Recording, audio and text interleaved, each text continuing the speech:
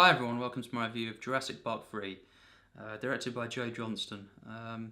Now I thought I'd review this film as I recently rewatched it last week, I believe, and I won't be reviewing.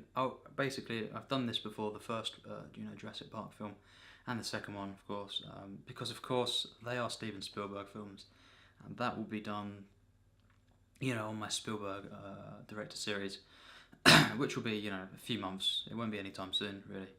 That'll be quite a big undertaking, and I've not yet seen, Ready Player One, and a couple of other films as well. But yes, Jurassic Park 3 is the least popular Jurassic Park film. I mean, you could say that the new one, Fallen Kingdom, might actually overtake that because it's not very popular at the moment. Apart from box office smash, of course, but critically, it's not doing well. But this one didn't either. It's got a 5.9 on IMDb, which is really, really low. And like a 50% Rotten Tomatoes or something. And this is not a loved film. And I did, of course, I liked all the Jurassic Park films when I was a kid. The older I got, the less I liked this one. But the older I got, the even more I loved the first one. And without ruining too much, the first Jurassic Park is actually my second most watched film of all time, and one of my absolute favourites. But The Lost World, I think, was underrated without ruining too much. This one, I've not seen it for years, and this was my first watch in many years.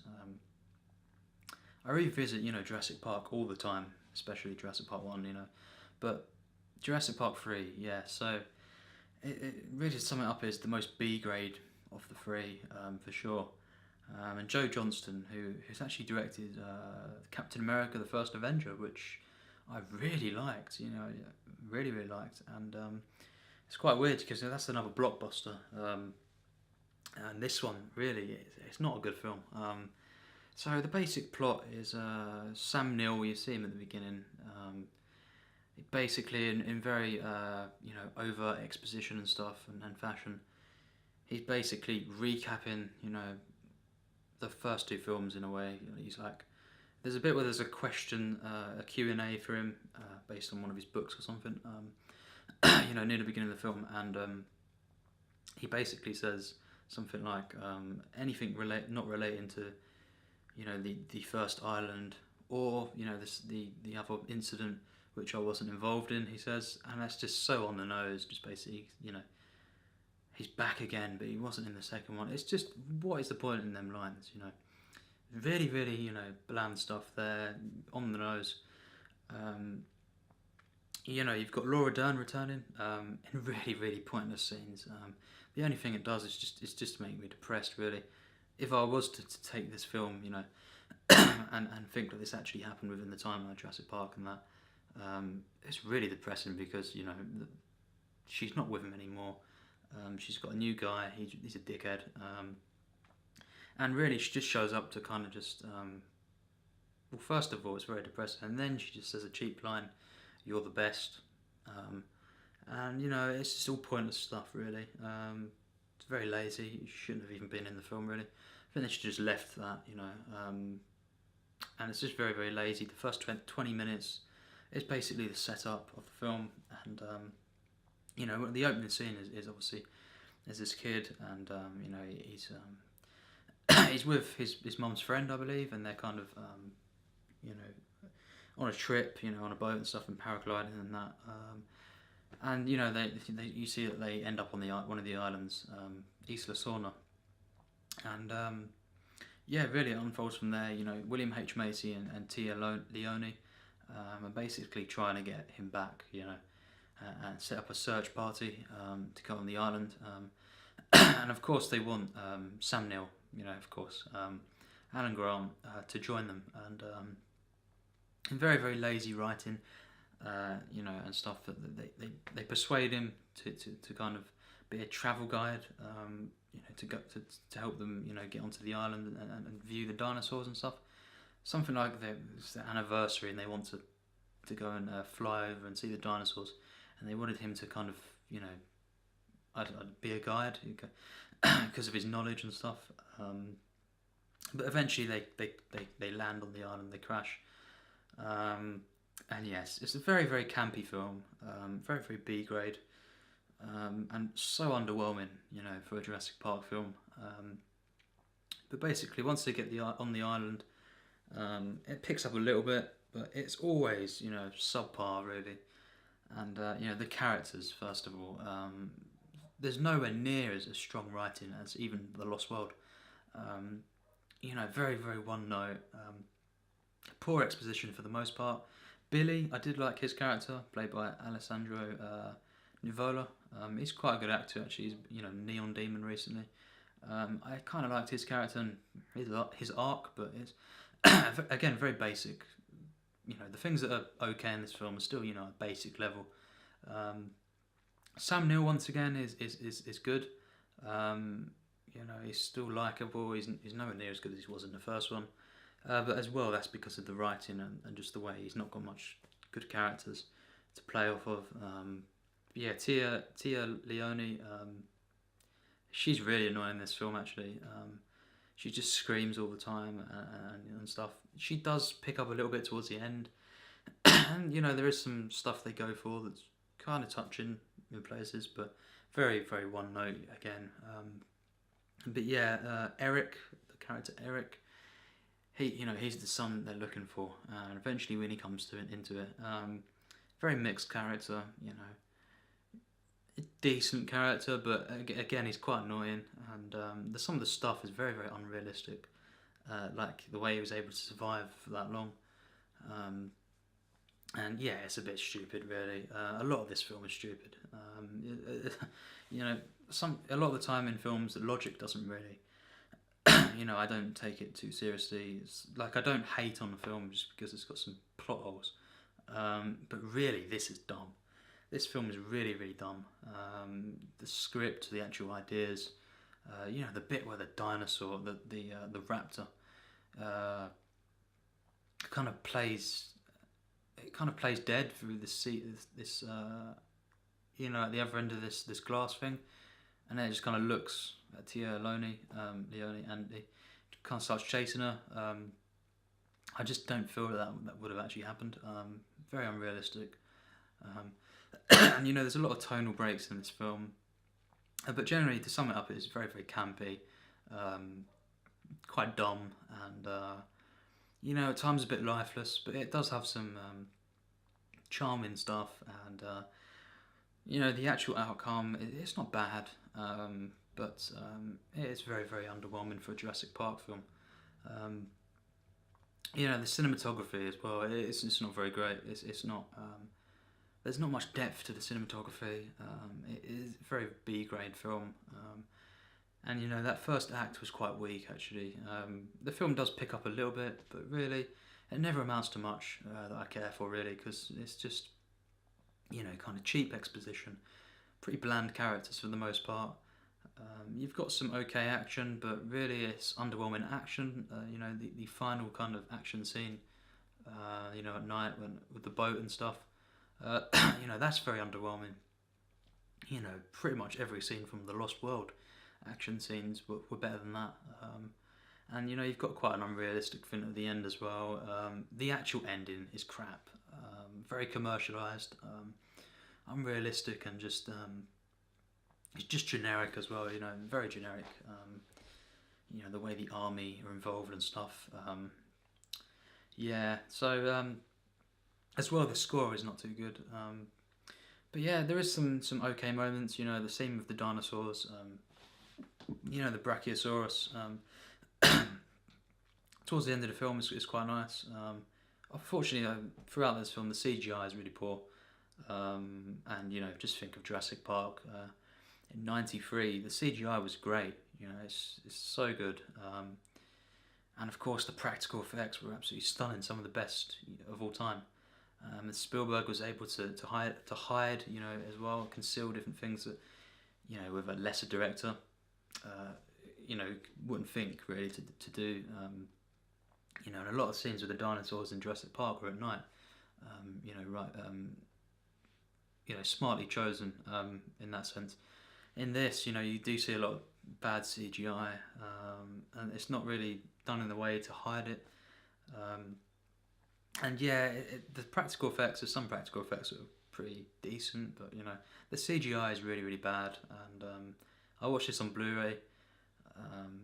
You know, the story is actually that I accidentally picked up the Blu-ray a couple of years ago. There was a steelbook that I particularly wanted for Jurassic Park 1, and I got it on eBay, and it showed the picture of Jurassic Park 1, but it was actually Jurassic Park 3, and I never got around to returning it, so I opened up the steelbook and I watched it on Blu-ray, and yes, the Blu-ray quality on this was decent, but it just highlighted the bad CGI really. But yeah, it's an okay film at times, but due to, you know, all the the one-note characters for the most part, annoying characters as well, the awful script really at times, you know, very generic, but also very very dumb, very corny as well, in the worst ways. And you know, as I say, the effects are bad.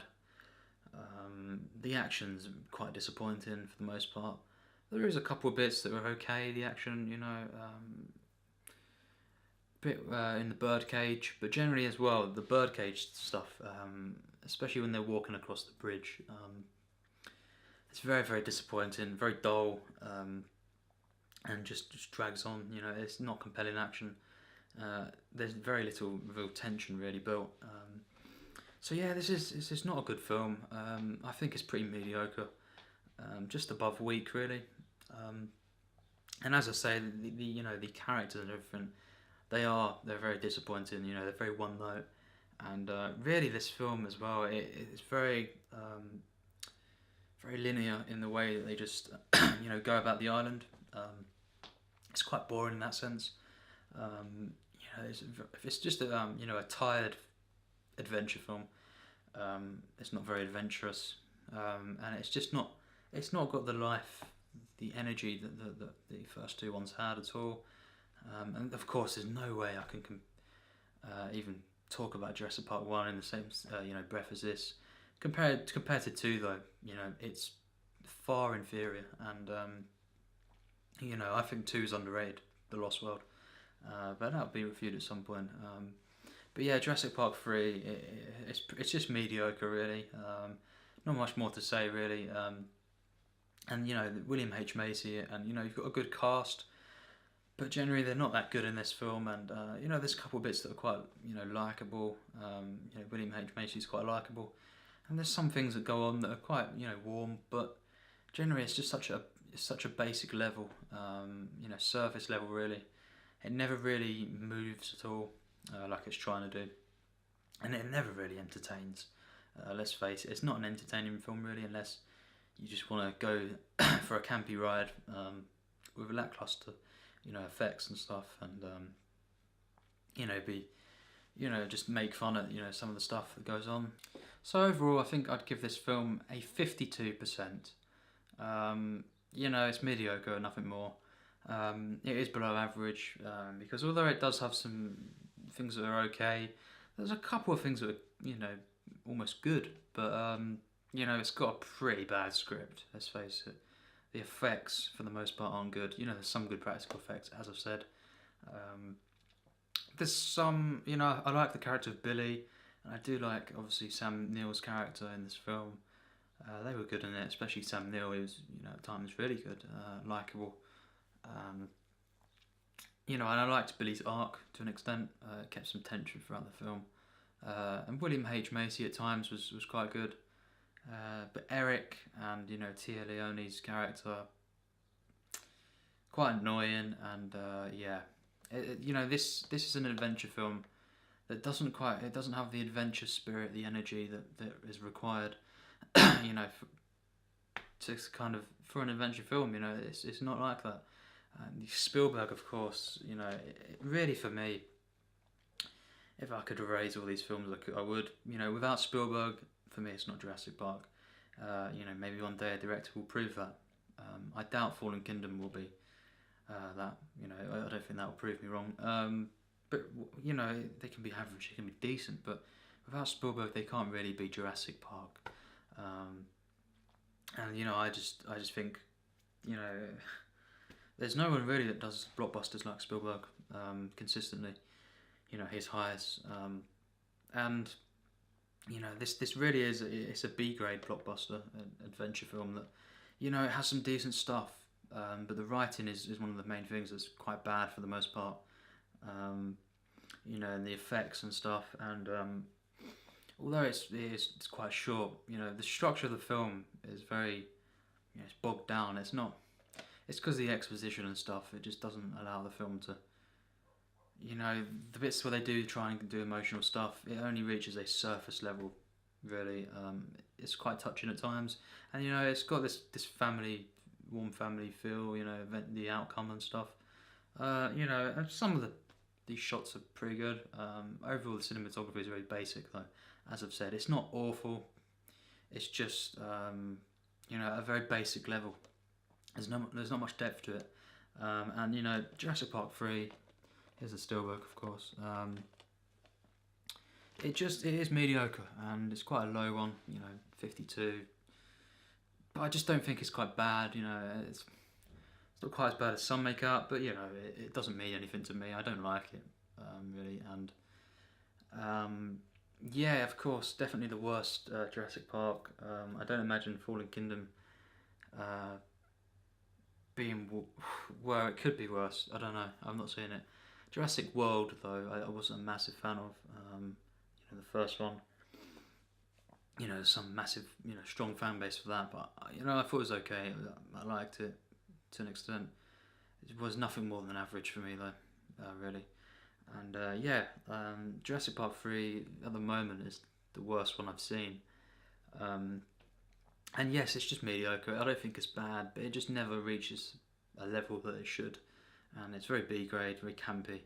But yeah, you can enjoy it to an extent. I just, if you've not seen it before, don't expect too much. But yes, Jurassic Park 3 reviewed, and of course look forward to my actual Jurassic Park reviews. I won't be seeing Fallen Kingdom at the cinema because I really regret seeing the first, Jurassic World at the cinema, because it was so basic, and it was underwhelming. A lot of people were going mental about the film, and for me, it just didn't do it. And yeah, it was just wasting my time, really. I'll wait until Fallen Kingdom comes out, on Sky or something.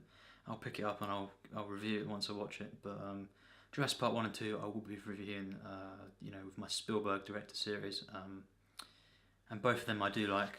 It's certainly Jurassic Park 1, I absolutely love. And of course, compared to that, this is crap. But yes, it's mediocre. Anyway, thanks for watching my review of Joe Johnston's Jurassic Park 3.